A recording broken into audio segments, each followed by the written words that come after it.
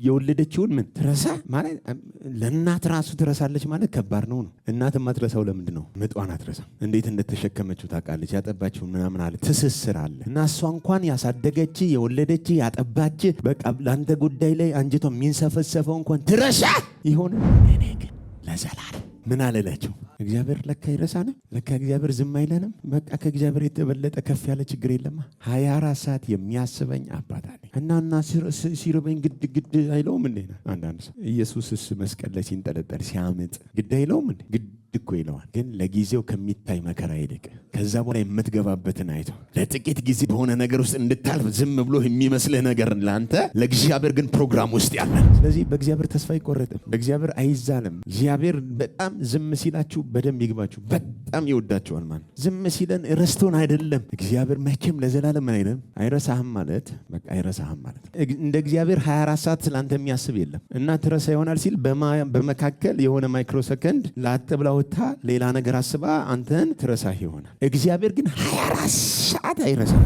አሁን እንኳን እዚህ እየተካፈላችሁ እናንተ አንዳንድ ነገር ረስታችኋል እኮ። እግዚአብሔር ግን ይኸውልህ በመካከል ወጣ ብሎ የሚመለስ አይደለም። 24 ሰዓት ያንቺን ጉዳይ በንቃት እየተከታተለው እያየሽ ነው ያለው። ስትጸልይ እየሰማ ነው። ደግሞ በምታልፊበት ሁሉ አብሮሻል።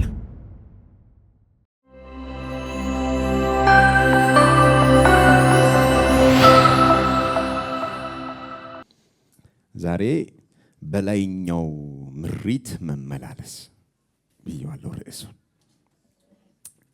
በላይኛው ከሰማይ በመጣው ምን ማድረግ መመላለስ። ሁላችንም ዮሐንስ ወንጌል ምዕራፍ 3ን እናውጣና እስከ ቁጥር 21 ድረስ ሙሉን ብናነበው በጣም መልካም ነው። እኔ የምፈልገው ቦታ ላይ ትኩረት እናረጋ። ከቁጥር 10 በኋላ ያለውን ነው የምፈልገው፣ ግን ሙሉን ሐሳቡን እንድንይዘው አጠቃላይ ጮክ ብለን ረገጥ አድርገን ከቁጥር 1 ጀምረን 1 3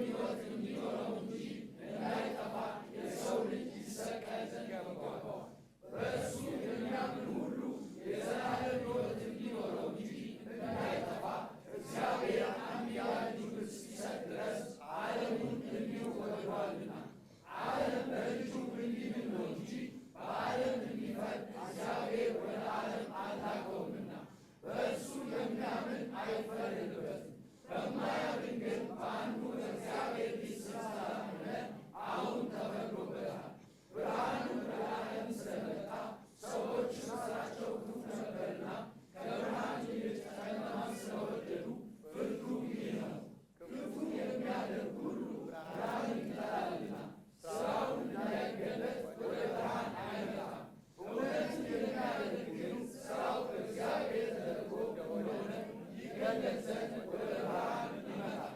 ጌታ ይባረክ።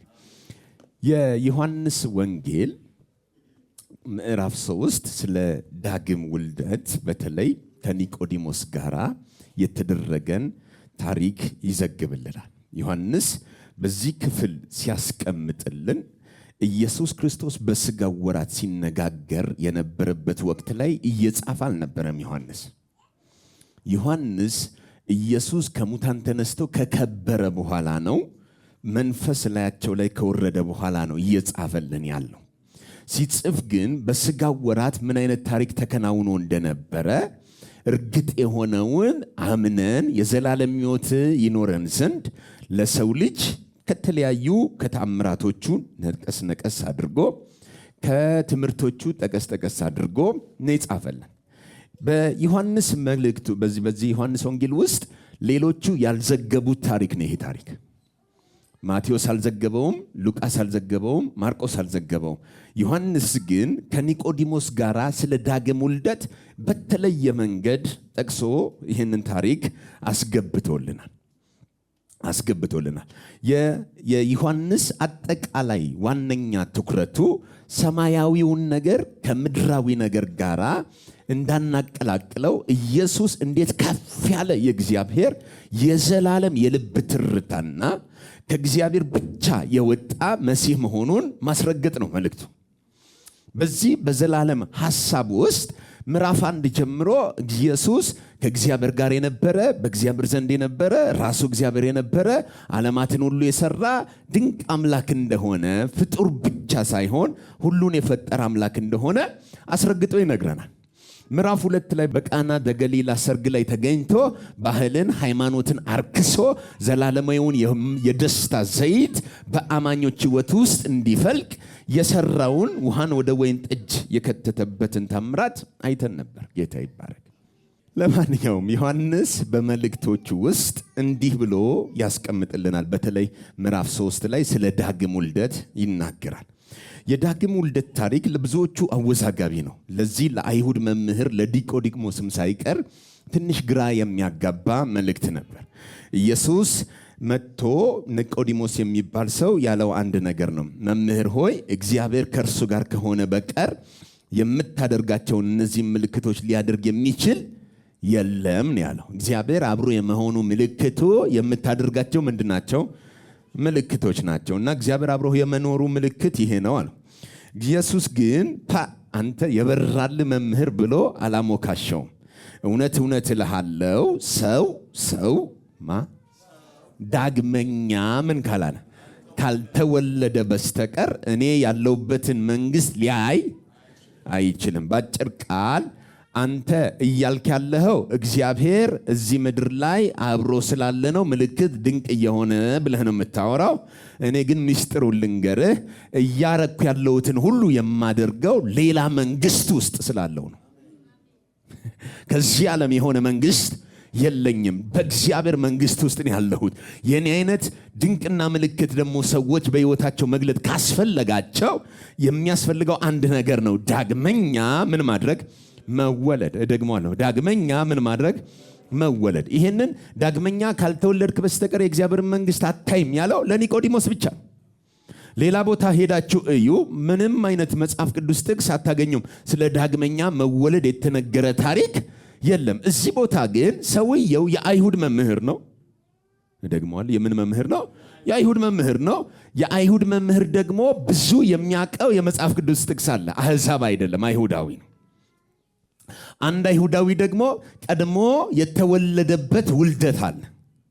ቀድሞ የተወለደው አይሁድ ከግብፅ ሲወጣ ነው። ከግብፅ ሲወጣ መጽሐፍ ቅዱስ ምን ይላል? ልጄን ከግብፅ ምን አልኩት? ጠራሁት ብሎ በንስር ክንፍ ከግብፅ አውጥቶ በአሮጌው ኪዳን በሲና ተራራ ሰብስቦ ሕግን ሲሰጣቸው መመሪያን ሲሰጣቸው እናያለን። ያንን ልጄን ከግብፅ ጠራሁት የሚለው ከዓለም ከግብፅ ከሞት ከጥፋት ጠርቶ እንደወለዳቸው እና እስራኤል የእግዚአብሔር ልጅ ተብሏል። ደግመዋለሁ። እስራኤል የማን ልጅ ተብሏል? የእግዚአብሔር ልጅ ተብሏል። ሮሜ ምዕራፍ 9 ላይ በግልጽ ታገኝታላችሁ። ልጅነት፣ ክብር፣ ኪዳን፣ ታቦት ምናምን የሚባሉት ሁሉ የማን ናቸው? የነሱ ናቸው ብሎ ኢቭን ልጅነት እንኳን የማን ነው? የነሱ ነው። አሁን ግን ኢየሱስ ቀድሞ የሚያገለግል ሰው ነው። ካህን ነው ሰውየው፣ መምህር ነው ሰውየው። እያገለገለ ያለው ግን የትኛውን ኪዳን ነው? አሮጌውን ኪዳን እንጂ አዲሱን ኪዳን አይደለም። እና እንዲህ አይነት ምልክት ድንቅ እኮ የሆነ ነው ሲል ኢየሱስ ምን አለው? ዳግመኛ ምን ማለት አለብህ? መወለድ አለብህ። ወደ የትኛው? ወደ አዲሱ ኪዳን መወለድ አለብህ። አዲስ ኪዳን ላይ ብቻ ነው ድንቅ ታምራት፣ ምልክት፣ የመንፈስ ህብረት ከሰው ጋር የሚንቀሳቀሰው። ስለዚህ ዳግመኛ ካልተወለድክ እኔም ማረገውን ልታየው አትችልም የሚል መልእክት ሲያስተላልፍ እናየዋለን። ኒቆዲሞስ ግን ግራ ገብቶት ስለነበረ ይህ እንዴት ይሆናል ብሏል። ይህ እንዴት ይሆናል? እና ስለ ዳግም ውልደት ኢየሱስ ሲያብራራ ምን አለ? ነፋስን ነው ምሳሌ አድርጎ የተጠቀመው። ምን አለ? ከመንፈስ የተወለደ መንፈስ ነው፣ ከስጋ የተወለደ ምንድን ነው? ስጋ ነው። ከመንፈስ የተወለደ መንፈስ ነው፣ ከስጋ የተወለደ ስጋ ነው። እስኪ ልድገመው። ከመንፈስ የተወለደ ከስጋ የተወለደ ኦኬ። ከመንፈስ የተወለደ ምን ይሆናል? መንፈስ ነው። ከስጋ የተወለደ ደግሞ ምንድን ነው? አልሰማውም። መንፈስና ምን? ኦኬ። ከውሃውና ከመንፈሱ መወለድ አለባችሁ ያለው ያንን ነው። ከመንፈስ የተወለደ መንፈስ ነው፣ ከስጋ የተወለደ ደግሞ ስጋ ነው። እንግዲህ አውዳዊ ፍቺ ወይም ኮንቴክስቱን ጠብቀን ስንመጣ ከስጋ የተወለደ ስጋ ነው ያለው በአሮጌው ኪዳን ውስጥ ያለው ውልደት የስጋ ውልደት ነው። በአዲሱ ኪዳን ውስጥ ያለው ውልደት ግን ምን አይነት ውልደት ነው? የመንፈስ ውልደት ነው። ሰው ከጌታ ከኢየሱስ ክርስቶስ ጋር ሲተባበር አንድ መንፈስ ይሆናል ብሎናል መጽሐፍ። ስለዚህ ከኢየሱስ ጋር በእምነት የሚተባበር ስንት መንፈስ ነው የሚሆነው? አንድ መንፈስ ይሆናል። በአሮጌው ሰው ማንነት ውስጥ ግን በሕግ ውስጥ ሲሆን ስጋ ነው፣ የስጋ ነው። የመንፈስ ህብረትና ውልደት የሚባል ነገር የለውም። ስለ ዳግም ውልደት ግን ሲናገር ቁጥር 8 ላይ ነፋስ ወደሚወደው ምን ይላል? ማን የሚነፍሰው? ነፋሱ ነው። ወደሚነፍሰው ወደሚወደው ይነፍሳል። ድምፁን ትሰማለህ፣ ነገር ግን ከወዴት እንደመጣ ወዴትም እንዲሄድ አልሰማሁም። ከወዴት እንደመጣ አንድ ወዴትም እንደሚሄድ ምን አትልም? አታውቅም። ነፋስ ነዋ። ነፋስ ነውና ነፋስ ወይ አቧራ ሲያስነሳ ነው የምናየው። አቧራው ሲነሳ ስናይ የነፋሱን መኖር በሚታዩት ምልክቶች ምን እንላለን? እናረጋግጣለን። ስለዚህ ነፋስ የሆነ የሚያስነሳው ነገር አለ። አልሰማሁም። ወዴት እንደሚሄድ አናቅም፣ ከየት እንደመጣም አናቅም። ግን የሚታይ ግን የሆነ ነገር ወይ አቧራ ያነሳል ወይ የሆነ ንፋሱ ገርፎ ታውቀዋለህ። ወዴት እየሄድ ነው ብትል ግን መጨረሻውን ወዴት እንደሚሄድ አታውቀው። ልክ እንደዚሁ ከእግዚአብሔር የተወለደ አንድ አይነት ነው ያለ። ልድገመው። ከእግዚአብሔር የተወለደ ልክ እንደዚሁ እንደ ነፋስ ነው። ነፋስ መምጫው አይታወቅም፣ መሄጃው አይታወቅም። የማይታወቀው በደንብ ስሙኝ፣ ለኛ ነው እንጂ ለነፋሱ ከየት እንደመጣ ነፋሱ ያውቃል። ወዴት እንደሚሄድም ነፋሱ ያውቃል። ነፋሱ ከየት እንደመጣ ያውቃል፣ ወዴት እንደሚሄድም ያውቃል። ግን ነፋሱን የሚያይ ውጭ ያለ ሰው ግን የነፋሱን መነሻ አያውቀውም፣ መድረሻውንም አያውቀውም። ልክ እንዲሁ ዳግመኛ የተወለደ ሰው መነሻ ለዓለም ሰው አይገባም፣ መድረሻ ለዓለማዊ ሰው አይገባም። ላንተ ግን መነሻ አለ። አልሰማው? ምን አለ?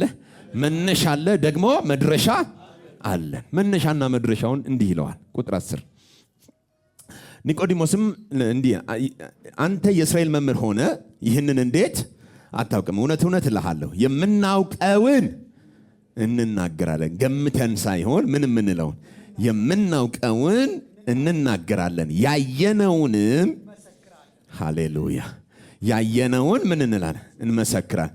ምስክራችንንም አትቀበሉትም። ስለ ምድራዊ ነገር በነገርኳችሁ ጊዜ ካላመናችሁ ስለ ሰማያዊ ነገር ብነግራችሁ እንዴት? ስለዚህ አሁን ምድራዊ እና ሰማያዊ የሚባል ትምህርት አለ ማለት ነው።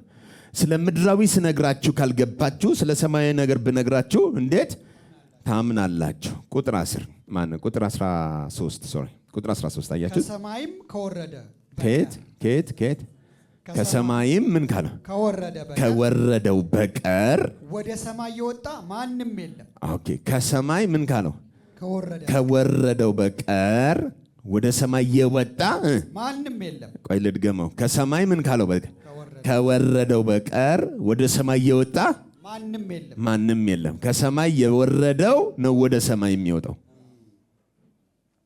ልሰልሰው። ከሰማይ ከወረደው በቀር ወደ ሰማይ የወጣ ማንም የለም። እሺ ማን ነው እሱ? እርሱም በሰማይ የሚኖረው የሰው ልጅ ነው። እርሱ በሰማይ የሚኖረው እርሱ የት ነው የሚኖረው? በሰማይ የሚኖረው የሰው ልጅ ነው። የሰው ልጅ ነው። ያንቺ ካህን ከሰማይ የወረደ ነው። በሰማይ ደግሞ ያለ ነው። ከሰማይ ከወረደው በቀር ወደ ሰማይ የወጣ የለም። ነፋስ ከየት እንደተነሳ ወዴት እንደሚሄድ ምን አይልም። ኦኬ፣ የኔና ያንተ ውልደት ግን መነሻው ከሰማይ ነው። ደግሞ ምንሄደውና ምንደርሰውም ምክንያቱም በሰማይ የሚኖር እኔ እናንተን የወለደ የሰው ልጅ አለና። እስኪ ምንጬ ሰማይ ነው በል። መነሻዬም ሰማይ ነው፣ የምደርሰውም ሰማይ ነው። ከሰማይ ወርጃለሁ፣ ተመልሼ ወደ ሰማይ ሄጃለሁ። እሄዳለሁ አይደለም፣ ኦልሬዲ በዚህ ሰዓት በሰማይ ከሰው ልጅ ጋር አብራን ልሰልሰው። በዚህ ሰዓት ዳግመኛ የተወለደ ሁሉ በሰማይ ከሰው ልጅ ከኢየሱስ ጋር አብሯል። በሰማይ ከሰው ልጅ ጋር ምን አለ? አብሯል። የኤፌሶን መጽሐፍ ምዕራፍ 2 ቁጥር 6 ላይ ገና አስቀድመን ሙታን ሳለን ነው የሚለው። ኃጢአተኞች ሳለን፣ በደለኞች ሳለን፣ ተላላፊዎች ሳለን ከልጁ ጋር ወይም ከክርስቶስ ጋር ሕይወትን ሰጠን። የት ሳለን? ሙት ሳለን፣ ተላላፊዎች ሆነን ሳለን፣ ከእግዚአብሔር ጋር ጠላት እያለን በልጁ በኢየሱስ ክርስቶስ ምን ሰጠን? ልክ ኢየሱስ ከሙታን እንዲነሳ ሕይወት ሲሰጠው ከእርሱ ጋር ሕይወትን ሰጠን። ሃሌሉያ። ከእርሱም ጋር አስነሳን። አልሰማው? ምን አረገን? ከእርሱም ጋር አስነሳን። ይሄ ብቻ አይደለም፣ ከእርሱም ጋር ደግሞ በሰማያዊ ስፍራ በቀኙ ምን አረገን? አስቀመጠን። ከእርሱ ጋር ምን አረገን? አስቀመጠን። እርሱ የሰው ልጅ ወይም ኢየሱስ ከምድር የመጣ ሳይሆን ከሰማይ የመጣ የእግዚአብሔር ስጦታችን ነው። እርሱ የሰው ልጅ ከምድር የመጣ ከሰዎች ንክኪ ጋር ኖሮት በሰው ጥረት የመጣ ሳይሆን ስሙ የሰው ልጅ ተብሎ ግን ከሰማይ የመጣ ነው። የእግዚአብሔር ስጦታ ነው።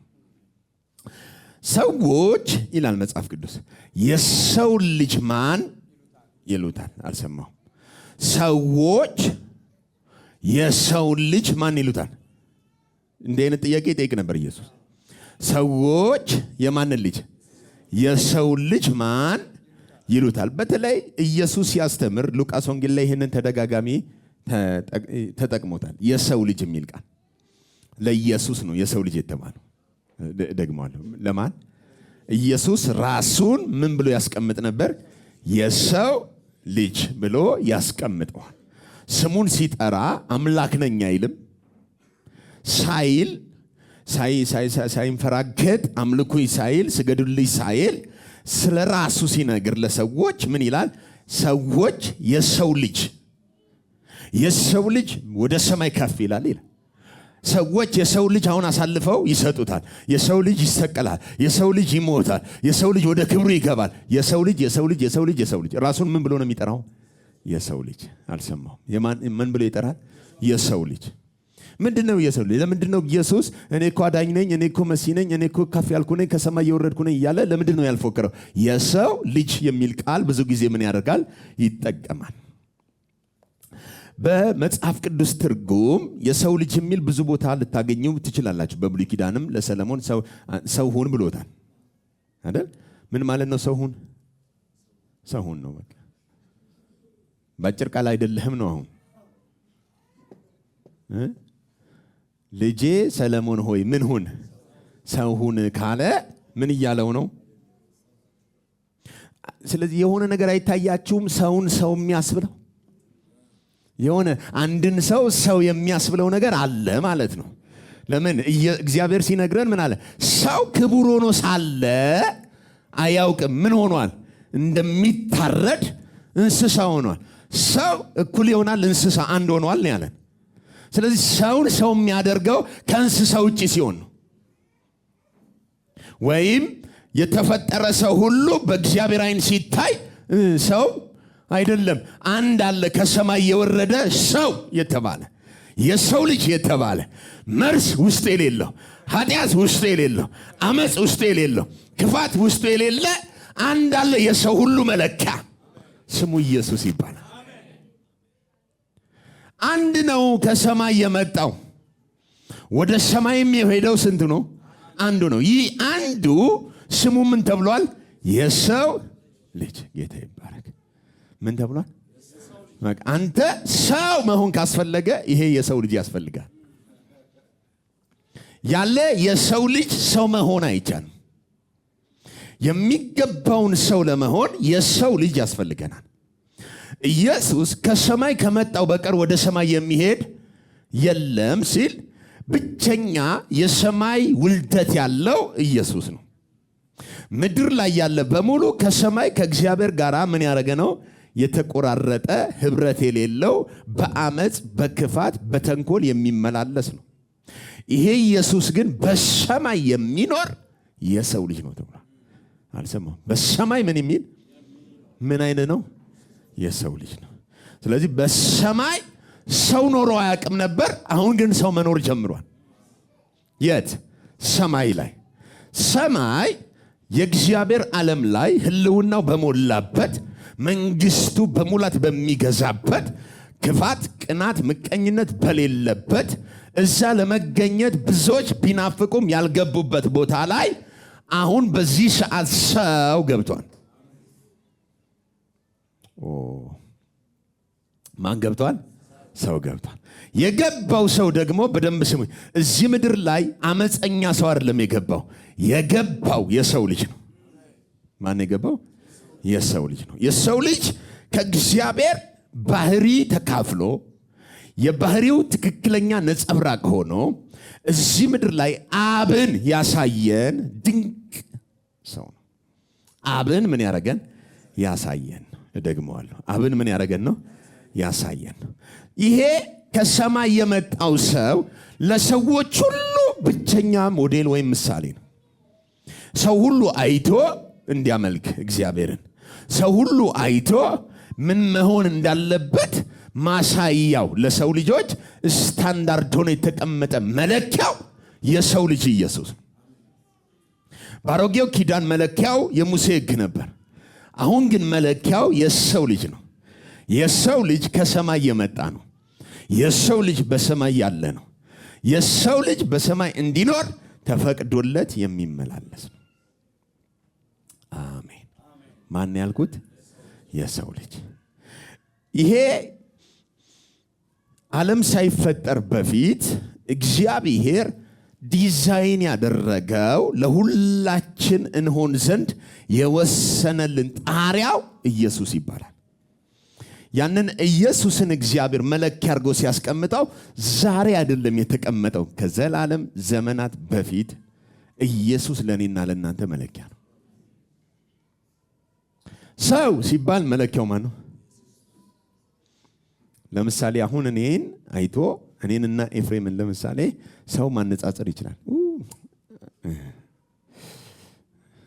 ሁለቱም ጨበሬ ናቸው፣ ጸጉራቸው ግን ቁመት ምናምን ውፍረት ብሎ ሰው ምን ሊያደርግ ይችላል? አረ ያኛው ተንኮለኛ ነው፣ አረ ያኛው የዋህ ነው ማለት ይችላል። ማንን ከማን አነጻጽሮ ነው?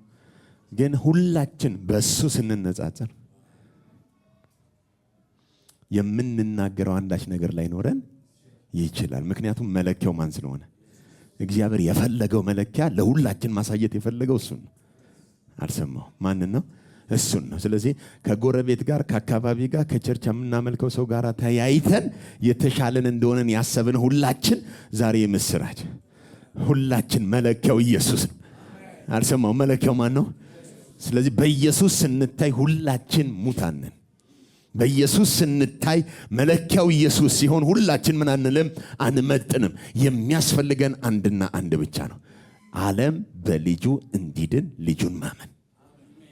ስሙት ቁጥር 14 ላይ ቁጥር 14 ይሄ የሰው ልጅ ሙሴም በምድረ በዳ እባብን ሽንኩርት እንደከተፈ እባብን እንደሰቀለ ምን እንደሰቀለ እባብን እንደሰቀለ ሙሴ በምን በምድረ በዳ ምንድን ነው የሰቀለው? እባብ እንደሰቀለ እባብ ምን እንዳለ እንደሰቀለ እንዲሁ ልክ እንደዛው እንዲሁ በእርሱ የሚያምን ሁሉ ስሙት በእርሱ ምን የሚል የሚያምን ሁሉ የዘላለም ሕይወት እንዲኖረው እንጂ እሺ እንዳይጠፋ የሰው ልጅ ይሰቀል ይገባዋል። የማን ልጅ? እስቲል አሁን የሚሰቀለው ማን ነው? የሰው ልጅ ይሰቀል ዘንድ ምን ይለዋል? ይገባዋል። ይህንን ያነጻጸረው የሱን ሞት የሰው ልጅ ኢየሱስ የሱን ሞት የሱን ስቅለት ያነጻጸረው ከሙሴ በምድረ በዳ ከሰቀለው እባብ ጋር ነው። ሙሴ በምድረ በዳ እባብን አልሰቀለም። እባብ የሚመስል ግን ሰቅሏል። በደንብ ስሙኝ። የነደፋቸው የእስራኤል ሕዝብ ከግብፅ ከወጣ በኋላ የመጀመሪያውን ውልደት አግኝቶ በታምራት ወጥቶ በበረሃ ላይ ምድረ በዳ ላይ በሰፈሩበት ወቅት የእግዚአብሔር መለኮታዊ ጥበቃ ከነሱ የተለየ አልነበረም። እባቡ እዛው እያለ ሕዝቡ በሰላም ይኖር ነበር። እባቡ መንደፍ የጀመረው በእግዚአብሔርና በሙሴ ላይ ሕዝቡ ምን ሲያደርግ ነው? ሲያምፅ። ልክ ሲያምፅ እባቡ እግሮቻቸውን እየነደፈ ሽባ ማድረግ እንዳይራመዱ ማድረግ ጀመረ። የእባቡ መርዝ ማን ውስጥ ተገኘ? በሰው ውስጥ ተገኘ። በሰላም ይራመድ የነበረው ሰው ተነድፎ በሽተኛ ሆነ። አሁን መርዝ አለ ውስጡ። የነደፋቸው መሬት ላይ ወክ እያረገ ነው፣ እየተመላለሰ ነው። ያንን የነደፋቸውን በደንብ ስሙ። የነደፋቸውን ይዞ ሙሴ አይደለም የሰቀለው። የነደፋቸው እባብ አንድ እባብ አይደለም፣ ብዙ አይነት ናቸው። ነገር ግን የሰቀለው የነደፋቸውን የሚመስል ሌላ እባብ ነው የሳለው። በናስ ላይ ነው የሳለው። ስታዩት የነደፋቸው ምድር ላይ አለ፣ የነደፋቸው አካባቢያቸው ላይ አለ፣ መርዙም ውስጣቸው አለ እኮ። ግን የተሰቀለው የተነደፉት አይነት ሰዎች ወይም የነደፋቸው አይነት እባብ አይደለም። ከነሱ ጋር ምንም ህብረት የሌለው ናስ ላይ እባብ የሚመስል ነገር ሳለና ያንን የሚመስል ሳለና ወስዶ ምን አረገው? ሰቀለው። የተሰቀለው የነደፋቸው አይደለም። በደንብ ስሙ። የነደፋቸው ምን አላለም? አልተሰቀለም። የነደፈ ምን አላረገም? አልተሰቀለም። እንደገና የተነደፉትም ምን አላሉም? አልተሰቀሉም። ግን አንድ ሊመጣ ያለ የዘላለም ተምሳሌታዊ ፕሮግራም በእግዚአብሔር ፕሮግራም ውስጥ የታጨ አንድ አጀንዳ እግዚአብሔር ይዞ ነበር። ያንን የእባቡን መልክ የእባቡን አይነት የሚመስል ናስ ላይ ምን በል ሳልና፣ በደንብ ስሙኝ፣ መርዙን አይደለም ምን የሚለው የሚሰቅለው እባቡን ነው ስሎ የሚሰቅለው። ደግመዋለሁ። ለምሳሌ እባብ መርዙ ከሆነ መርዙ የተተፋውን ነው ስላችሁ የምትሰቅሉት። አሁን ግን ስቀለው ያለው የተተፋውን መርዙን ሳይሆን ልክ የነደፋቸውን እባቡን የሚመስል ነው የሰራው። ያንን የሚመስል እባብ ሰርቶ በእንጨት ላይ ሰቀለው። የእስራኤል ሕዝብ በሙሉ መጥቶ መዳን የሚፈልግ ማንን ነው የሚያየው? እባቡን ነው የሚያየው። አልሰማው? ማንን ነው የሚያየው? እባቡን ነው የሚያየው። ግን የተሳለ እባብ እንጂ የነደፋቸውን እባብ አይደለም የሚያዩት። እግዚአብሔር ፍላጎቱ የነደፋቸው ያልነደፋቸው አይደለም፣ የነደፋቸውን የሚመስል ስለሆነ የሰቀለው። ዋናው ፖይንቱ ምንድን ነው? ከመርዙ መላቀቅ የምትችለው ነው። ውስጣችሁ ከገባው ከነደፋችሁ መላቀቅ የምትችሉት በአንድ አሰራር ነው። አሰራሩም አንድና አንድ ነው። ማየት። ምንድን ነው የምታየው? በእንጨት ላይ የተሰቀለ የናስ እባብ። መርዝ ካለብህ መፈወስ ከፈለክ መተህ ማየት ነው። ልክ እሱን ስታይ የሚፈወሰው ውስጥ ያለው መርዝ ነው። ውስጣችን ያለውን መርዝ ለመፈወስ መርዝ የሌለበት እባብ ነው የተሰቀለው። እደግመዋለሁ። ውስጣችን ያለውን መርዝ ለማስለቀቅ መርዝ የሌለበት እባብ ያስፈልግ ነበር። ሁሉም የተፈጠሩ ምድር ላይ ያሉ እባቦች ደግሞ መርዝ አለባቸው። መርዝ የሌለበት እባብ የለም። ሁሉም መርዝ አለው፣ ነድፏቸዋል።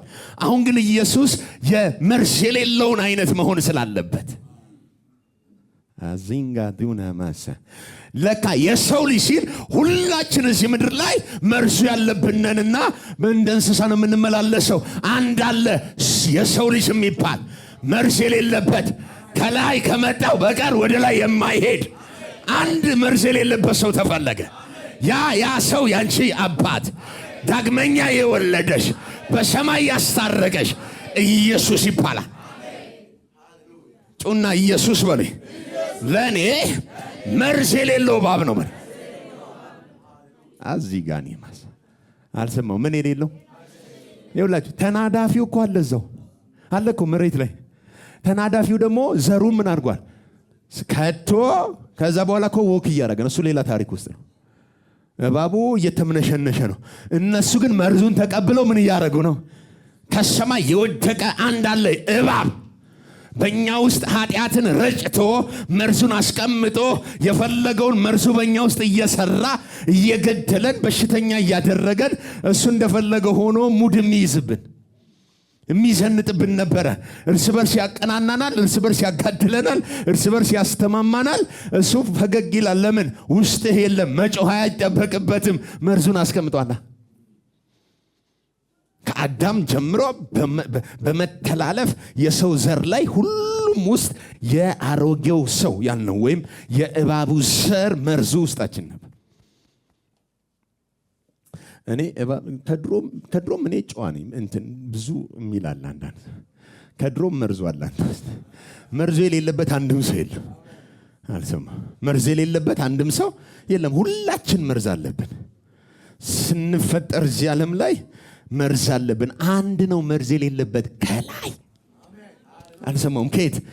ከላይ የመጣው አለ ከሁሉ በላይ ነው። ከላይ የመጣው መርዝ የሌለበት ነው። ከላይ የመጣው ለሰው ልጅ መድኃኒት ነው። ሃሌሉያ! የሰው ልጅ አለው እሱን። አየህ፣ እሱ ነው ለካ እግዚአብሔር ሰው ብሎ ሲጠራ የሚጠራው እሱን ነው፣ አንተን አይደለም። ለካ እግዚአብሔር አለኝ የሚለው ሰው እሱ ነው፣ መርዝ የሌለበት ሰው። ሃሌሉያ! እንከን የሌለበት ሰው፣ ያለ ነውር የሆነ ሰው፣ ያለ ነቀፋ የሆነ ሰው፣ ብቻውን ሕያው ነው የሚኖር ሰው፣ መርዝ አልባው ኢየሱስ፣ ኃጢአት ውስጥ የሌለ ኢየሱስ እሱ ነው ያንቺ። ከላይ የወረደው ማን ነው? እሱ ነው። ከላይ ከወረደው በስተቀር ደግሞ ወደ ላይ የሚወጣ ያው መጽሐፍ ቅዱስ ነው። ስንት ያምናል? ኦኬ፣ እኔ እጅ ላይ ነው። ከዚህ ከእጄ ላይ ስለቀው የት ይሄዳል? ወደ ማለት ወይም እዚህ ፑልፒት ላይ ይሄው ለቀኩት። ከላይ የወረደው ማለት ልክ እንደዚህ ምን ያለ ነው? የወረደ ነው። እዛ አሁን የለም። ለምን? ምን ስላረገ? ኦሬዲ ወርዷልና ላይ የለም። ከላይ ከወረደው በስተቀር ደግሞ ወደ ላይ የሚወጣ የለም። ወርዷልና መውጣት የሚችለው ማን ነው? ዓለም እሱ ስለሆነ እኔ እናንተ ደግሞ መርዝ አለብን። እንዴት አድርገን እንውጣ? ከዚህ ተነጅ ብትል እንደ ነፋስ ነው የምትመነው። ምንም መውጣት የሚችል አንዳች አካል ያለው የለም። ከላይ ከወረደው በስተቀር ወደ ላይ የሚወጣ የለም። እንግዲያው መውጣት ከፈለጋችሁ አለ በእኔ ኑሩ። ሃሌሉያ! አሁን ውስጡ ስትገባ ከላይ የወረደው ተመልሶ ወደ ላይ ወጥቷል። እሱ አለበት። አልሰማም? እሱ አለበት። ያመነ ሁሉ አብሮ ይሆናል። ከላይ ከወረደው በቀር ወደ ላይ የወጣ ግን አሁን ሲወጣ ብቻውን አይደለም የወጣው። ሲወርድ ብቻውን ወርዷል። ሲሰቀል ብቻውን ተሰቅሏል። ሲነሳ ግን ብቻውን አልተነሳ። ሲከብር ግን ብቻውን አልከበር። ይዞሽ ገብቷል። ጩና በርሱ የሰው ልጅ ሆኛለሁ በለኝ። እግዚአብሔር አይቶኛል በለኝ። አየ ሙሴ ምሳሌውን እንደሰቀለው አለ የኃጢአተኛ ሥጋ ምሳሌ ሆኜ ሞተላለሁ። በእኔ የሚያምን ሁሉ በእኔ ምን የሚል ምን ሆኗል አለ? የዘላለም ሕይወት። እንዲህ ነው። አሁን የት ነው ያለነው ሁላችን? እስኪ በእርሱ በል። ኦኬ፣ በእርሱ ስትሆን ከላይ ከወረደው በቀር ወደ ላይ የሚወጣ የለም ነው ያለን። አሁን ይኸውልህ ከላይ የወረደው ማለት እኛ ጭንቅላት ውስጥ አንድ እንትን አለ፣ ላይና ታች በቁመት በከፍታ በምናምን ነው የምንቆጥረው። እግዚአብሔር ከላይ የወረደው ሲል የመጨረሻው ከፍ ያለው የመንፈስ ዓለም ስልጣን የያዘ ክብር የያዘ ኃይል የያዘ ከፍ ያለው መለኮት ዓለም ላይ ያለው ከዛ ከወረደው በቀር ወደ ላይ የሚወጣ ኦኬ። ዲያብሎስስ የተጣለ ነው ብሎናል። ምን ያለ ነው? የተጣለ ነው። ስለዚህ አሁን የዲያብሎስ ስፍራ ቦታ አለ። አደራችሁ እንዳትስቱ። ምን አለ? ቦታው አለ። ለምሳሌ አሁን ይህንን ሶፍት ብጥለው ወደ መሬት ስንት ሰው ያምናል እንደሚወድቅ? እዚህ ላይ ነበር፣ እዚህ ጋር አብሮ ይኖር ነበር። ከዛስ ብንጥለው ይህንን ሶፍት የት ይሄዳል? መሬት ነው ያለው። አሁን የምን ለውጥ ነው ያለው? የቦታ የስፍራ ለውጥ አለ። ኦኬ፣ ሶፍቱም መሬት ነው ያለው፣ ይሄኛው ግን እዚህ ጋር ነው ያለው አይደል? ልክ እንደዚህ መንፈሳዊ ዓለም ላይ በደንብ ስሙኝ። መንፈሳዊ ዓለም ላይ አሁን የዲስታንስ የምናምን ርቀት የለም። አሁን እዚህ እንኳን አሁን እዚህ ሆነን ምናልባት በክርስቶስ ኢየሱስ አምኖ ያልዳነ ሰው ካለ የተጣለው ሰይጣን ውስጥ ነው ያለው። ስፒሪቹዋል ፓወሩ የወደቀው የተጣለው የቁጣ ልጅ የተባለው ታች ነው ያለው። ኦኬ፣ በክርስቶስ ያመነ ደግሞ የት ነው ያለው? ከፍ ያለው ጋር ነው ያለው። ከፍ ያለው ማለት የእግዚአብሔር ክብር ውስጥ ነው። የእግዚአብሔር ኃይል ውስጥ ነው። የእግዚአብሔር ስልጣን ውስጥ ነው። ስሙ የሚሰራለት ከሰማይ ዕውቅና ያለው ማህተም ያለው በላዩ ላይ የታተመበት አንድ ከሰማይ የተላከ ከፍ ባለው ስልጣን የሚመላለስ ሰው ማለት ነው። ለምሳሌ እኔና እናንተ እዚህ ምድር ኢትዮጵያ ውስጥ ነው የምንኖረው። ግን ምናልባት አሁን አንድ ሰው ኢትዮጵያዊ ያልሆነ ሰው ከሌላ አገር ቢመጣና አብሮ መኖር ቢጀምር እንደ ማንኛውም ሰው ከሆነ እንደ ማንኛውም ሰው ምን እናደርገዋለን? እናናግረዋለን። ለምን? ሰውየው ምንም አይነት ነገር የለውም፣ ሀገር ነው የቀየረውና። ግን ከሚመጣበት ሀገር ግን ንጉሱ ወይም የሀገር መሪው አምባሳደር አድርጎ ቢልከው ማህተም ቢመታለት ደብዳቤ ቢኖረው ግን እኛ መሀልም ለመገኘት ሊቸገር ይችል ይሆናል። አኗኗሩ ሲስተሙ ሁሉ ምን ይላል? ይለያል። ምክንያቱ ግን ምንድነው? ከዛ አንድ አተሞ ማህተም አድርጎ በስሙ የሚልከው መንግስት ስላለን። እኔ እናንተ ይኸውልህ ከፍ ያለው ስንል አብደፋዛ አለ የተባለበት የመጨረሻው ከፍታ ላይ በስሙ መዝግቦ የዘላለም ሕይወት ሰጥቶ ከሱ ጋር አድርጎናል። ኦኬ፣ አሁን እዚህ ምድር ላይ ያለ ነው በሱ ስም ነው። አልሰማውም? በሱ ስም ነው ተልከሽ የመጣሽ አምባሳደር ነሽ። ሃሌሉያ! በስሙ እዚህ ያለው በለሽ። ስለዚህ አሁን ወግ ስታደርግ ኖርማል ሰው አይደለም። አንድ አምባሳደር እንደሚደረግለት ጥበቃና እንክብካቤ ሰማይ ወደዚህ ምድር ሲልከህ የራሱን ባጀት፣ የራሱን እንክብካቤ፣ የራሱን ጥበቃ በስሙ አድርጎ አትሞ ልኮሻል። እስኪ ተልካለሁ በኔ። ስለዚህ አሁን ወይኔ አሟረቱብኝ በጌታ በኢየሱስም እያልክ አትኖር።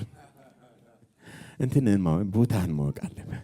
ነካርጉትና ቦታ ከፍ ያለ ነው ማለት ወደር የሌለው ነው ማለት አንተ ያለህበት ቦታ ማለት ማንም የለም ማለት ዞር ስትል የምታገኘው ታላቅ ወንድምህን ነው። እሱም ኢየሱስ ነው ማለት እንደገና ከተንጠራራ በሉት የምታገኘው አባትህን ነው፣ እግዚአብሔር አብ ነው። ሌላ ቦታ ያለ የለም። ሄሎ፣ ሌላ ቦታ ያለው የለም። ዳግም ውልደት ሲባል እንደው ዝም ብሎ ውልድ አይደለም እኮ ከፍ ወዳለው ዓለም ማንም ወደማይገባበት ዓለም ከዛ ማንም ሊያወጣ በማይችለው ክብር ውስጥ በክርስቶስ ሆነ ገብታል። ሃሌሉያ! ስትነሳ ዱካክ ምናምን ይሸዋትን የምትነሳው አንተ ከፍ ያለው መንፈስ ዓለም ላይ ሃሌሉያ! ከፍ ያለው የእግዚአብሔር ዓለም ላይ ልጅ ሆነ የተወለድክ ነህ። የዛ ዓለም መስሪያ ስሙ አንተ ላይ የታተመብህ በስሙ ማህተም ያደረገብህ የእሱ በግ ነህ። ትናንት አሁን ፎቶ ተለቋየሁኝ። የዚህ ለአረፋ ለእርድ የወጡ ለሽያጭ የወጡ ከብት አየሁ። እና ዙም ሳደርገው ከብቶቹ ላይ የታተመ ምልክት አለ። የሻጮቹ ነጋዴዎቹ ዝም ብለው አይደለም የቀላቀለው፣ ትልቅ ስቴዲየም ነገር ላይ ነው። ግን እያንዳንዱ ላይ በቀይ በአረንጓዴ በሰማያዊ ምናምን ላያቸው ላይ የተለያየ ጽሑፍ ምልክት አለና የዛ ነገር ባለቤት ብቻ ነው የሚያውቀው። አሁን እኛ የምንቸገረው ምን መሰል፣ እንዲህ ነው የምንተያየው። አሁን የሆነ አይን እዚህ ጋር ክፍት ቢል እና ውስጥ ያለውን ብታየው አንተ ራስህ ኧረ በኢየሱስ እኔ አይደለሁም ነው የምትለው። ለምሳሌ እኛ ምን እንደምንሆን እንኳን አናውቅም ያለው ዮሐንስ እኮ እንደው አልገባንም ማለት ሰዎችም አልገባቸው። ብንከፈት ግን ውስጣችን ያለ ቢገለጥ ግን መንፈስ ዓለም ላይ የሚያበራ ኮከብ ነች። ጡና የማበራ ኮከብ ነው ይበለስ። በክርስቶስ የተሰወርኩ ነኝ፣ በደሙ ማህተም ተደርጎብኝ ስሙ ላይ ተጽፏል በለስ። ሃሌሉያ። ስሙ ላይሽ ላይ ተጽፏል። ስሙ ላይ ተጽፏል። የማን ንብረት እንደሆንክ ይለይሻል። ማን እንደላከ ይታወቃል። በመንፈሱ ታትመን ያለው ታትመሽ ነው ያለሽው። ሃሌሉያ። የሆነ ማህተም በደብዳቤ በፊርማ ማህተም ተደርጎ እንደሚላከው እዚህ ምድር ላይ በልጁ በኢየሱስ ክርስቶስ ስታመን በደሙ ታጥበ ተቀድሰ በመንፈሱ ታትመ እዚህ ዓለም ላይ ሰማይን ወክለን ያለው ከሰማይ የወረድክ አምባሳደር ነህ።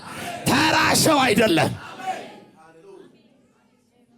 አልሰማው። ተራ ሰው ግድ የለም። ተራ ሰው አይደለም። የሆነ ማህተማን አይገባም። ለኛ እንኳን እንዴት እንደሆነ ጆሮ፣ አፍንጫ፣ እግር ምን አንድ አይነት ነው። ግን ውስጥ ላይ የሆነ ማህተማን ልዩ የሚያደርግሽ ማህተማን አይን የሚያይ ሰው አይገባውም። በመንፈስ ስትታይ ግን በክርስቶስ ስትታይ ግን ማህተሟን ተራያለ። በቃ እስኪ ታትም ያለው በኔ አልሰማው። ምን ብለሃል? ኦኬ። በጉ ላይ ወይም ከብቱ ላይ የሚያደርጉት ማህተም እኮ የእንትና ነው ማለት እኮ ነው። የእንትና ነው። በቃ የነጋዴው ስም ይዞት የመጣው ባለቤት ይታወቃል። ሌላው ሰው የኔ ነው ማለት አልሰማው። የኔ ነው ማለት ይችላል። ኦኬ። ሊሸጠው ያመጣው ገበሬ ደግሞ በቃ በበላ የራስ ጉዳይ ብሎ ነው የሚሄደው። ምሳውን ያበላዋል፣ ቁርሱን ያበላዋል፣ ራቱን ያበላዋል። ለምን? የተሻለ እንዲያወጣ ለበዓል ስለሆነ የሚመጣው። በዓል እስኪደርስ ድረስ ራሱ በደንብ አድርጎ ምን ያደርገዋል? ባይዘው ሰማይ በደንብ አድርጎ ነው የሚያበላ። ዝም ብሎ አይደለም ገበያ ላይ የሚያወጣ።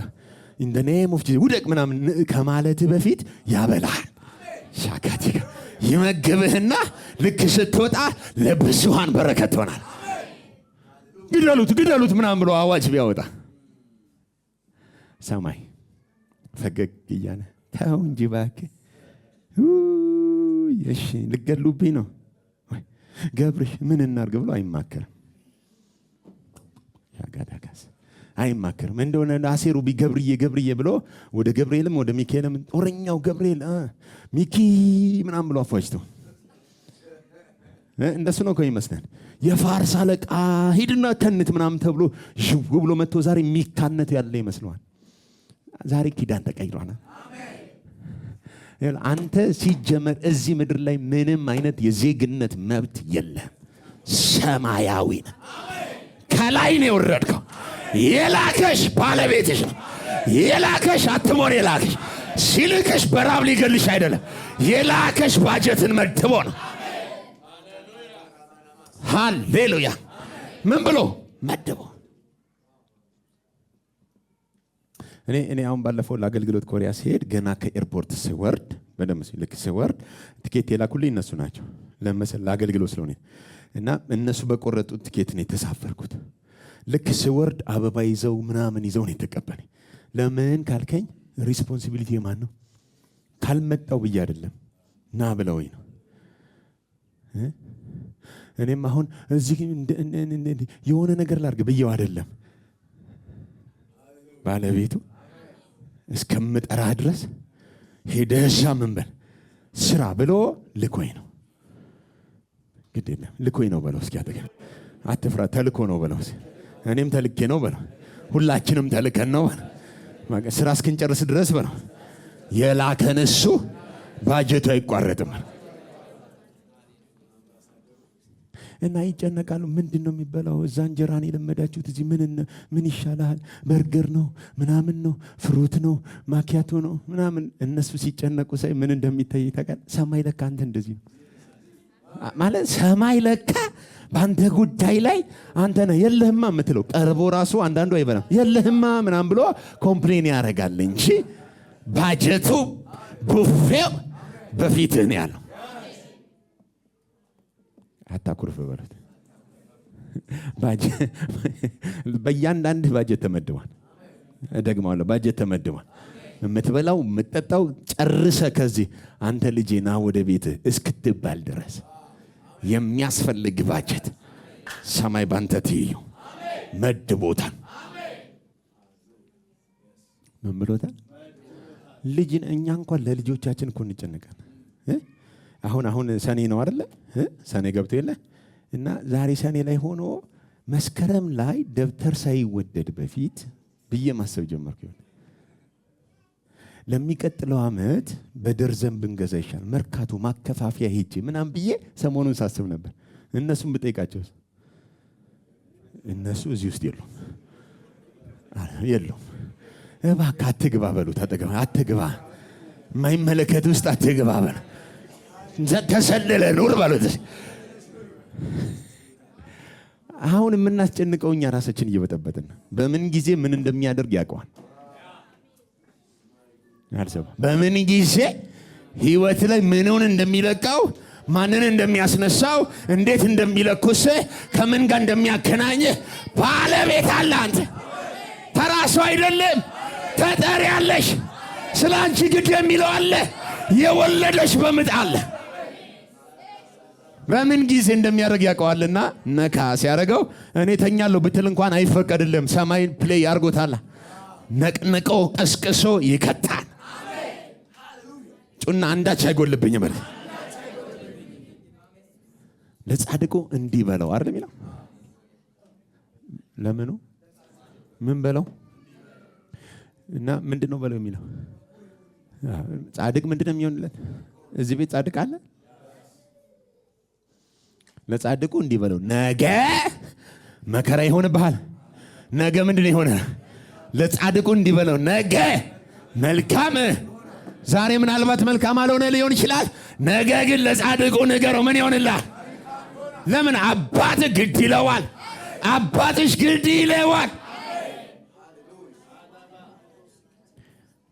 እስኪ ስለኔ በሉኝ። ግድ የሚለው የሚራራልኝ የወለደኝ አባታን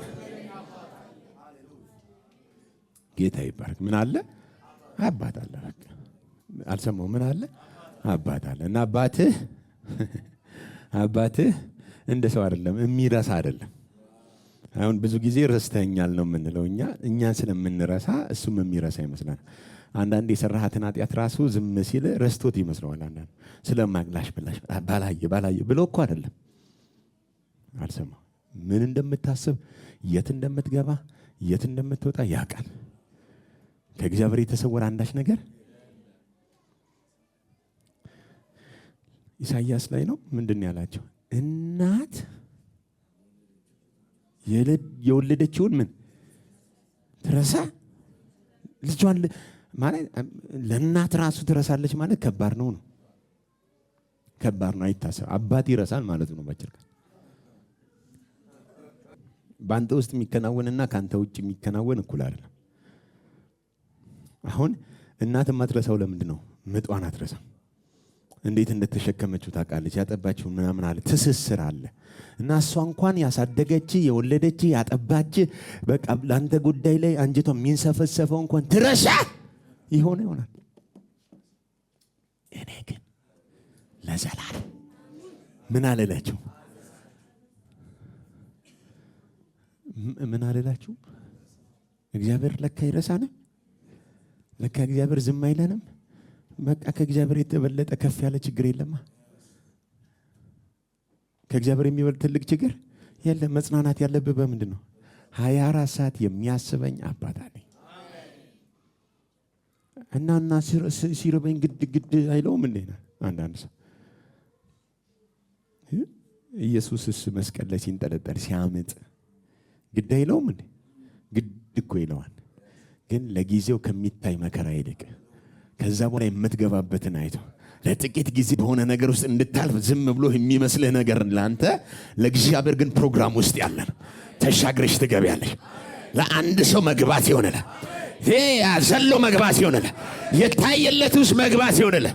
በሰማይ ባጀት መግባት ይሆንለት። እስቲ ገባለሁ በለኝ።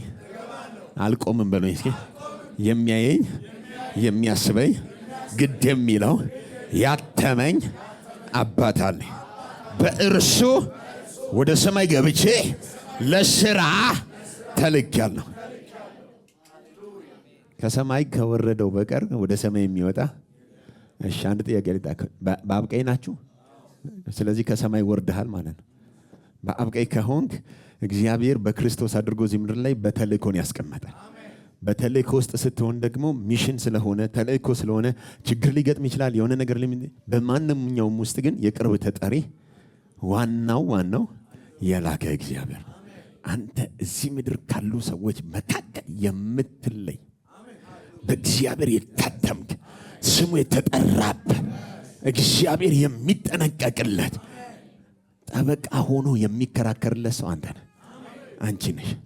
ስለዚህ በእግዚአብሔር ተስፋ አይቆረጥም። በእግዚአብሔር አይዛለም። በእግዚአብሔር ምን አይባልም? አይዛለም። እግዚአብሔር በጣም ዝም ሲላችሁ በደንብ ይግባችሁ። በጣም ይወዳችኋል ማለት ምን ሲለን ዝም ሲለን ረስቶን አይደለም። እግዚአብሔር መቼም ለዘላለም ምን አይልም፣ አይረሳህም ማለት በደንብ ስሙኝ። በቃ አይረሳህም ማለት ነው። በተለይ በዕብራይስጡ ምን ይለዋል? አይረሳህም ማለት ምንድነው? እንደ እግዚአብሔር 24 ሰዓት ስላንተ የሚያስብ የለም። እና ትረሳ ይሆናል ሲል በመካከል የሆነ ማይክሮ ሰከንድ ላተብላውታ ሌላ ነገር አስባ አንተን ትረሳህ ይሆናል። እግዚአብሔር ግን 24 ሰዓት አልሰማው። ስንት ሰዓት? 24 ሰዓት አይረሳህም። አሁን እንኳን እዚህ እየተካፈላችሁ እናንተ አንዳንድ ነገር ረስታችኋል እኮ ስትወጡ የሚያገኛችሁ። አሁን የረሳችሁት እኮ አለ በእግዚአብሔር ሕልውና። ሃሌሉያ። እግዚአብሔር ግን ይኸውልህ በመካከል ወጣ ብሎ የሚመለስ አይደለም። 24 ሰዓት ያንቺን ጉዳይ በንቃት እየተከታተለው ነው። እያየሽ ነው ያለው። ስትጸልይ እየሰማ ነው። ደግሞ በምታልፊበት ውስጥ ሁሉ አብሮሻል። በዓለም አቀፍ ደረጃ 7 ቢሊዮን በላይ ህዝብ አለ ይባላል። 7 ቢሊዮን ነው። 8 ገብቷል።